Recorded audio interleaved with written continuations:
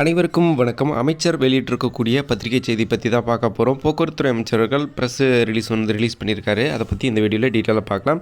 TNSTC அரசு போக்குவரத்து கழகத்தில் இருக்கக்கூடிய காலிப்பணியிடங்கள் எப்பொழுது நிரப்பப்படுன்ற எதிர்பார்ப்போடு எல்லாருமே காத்துட்ருக்கீங்க. இதில் குறிப்பாக டிசிசி மெத்தட் படி தேர்வு எழுதி முடித்து அனைத்து ப்ராசஸும் கம்ப்ளீட் ஆகிட்டு எங்களுக்கான அப்பாயின்மெண்ட்ஸ் ஆர்டர் எப்போ வரும் அப்படின்னு சொல்லி காத்துட்ருக்கிற அதே நிலையில் இன்னும் சிலருக்கான ப்ராசஸ் இன்னும் கம்ப்ளீட் ஆகலை. அதுக்குண்டான கால் லெட்டர் வந்திருக்கு.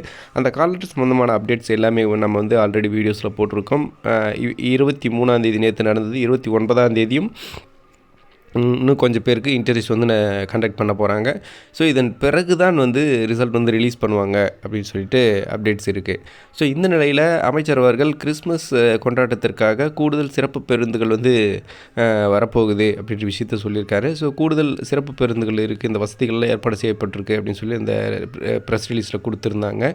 மேலும் எல்லாரும் எதிர்பார்த்துட்டு இருந்த இந்த பணியிடங்கள் காலி பணியிடங்களுடைய வேக்கன்சி இன்க்ரீஸ் ஆகுமா, இன்னும் கொஞ்சம் காலி பணியிடங்கள் கூடுமா, எப்பொழுது அப்பாயின்மெண்ட் ஆர்டர் கிடைக்கும் என்ற தகவல்கள் அதில் இடம்பெறவில்லை என்பது குறிப்பிடத்தக்க விஷயம். ஸோ எல்லாருமே எதிர்பார்த்த மாதிரி இந்த ப்ராசஸ் கம்ப்ளீட் ஆனதுக்கப்புறம் தான் அடுத்த கட்டமான அப்டேட் இந்த அப்பாயின்மெண்ட் சம்மந்தப்பட்ட அப்டேட்ஸே வரும். ஸோ 29 அப்படின்றது இந்த மாதம் இறுதிக்குள்ளார இந்த ப்ராசஸ் எல்லாமே கம்ப்ளீட் பண்ணிவிடுவாங்க.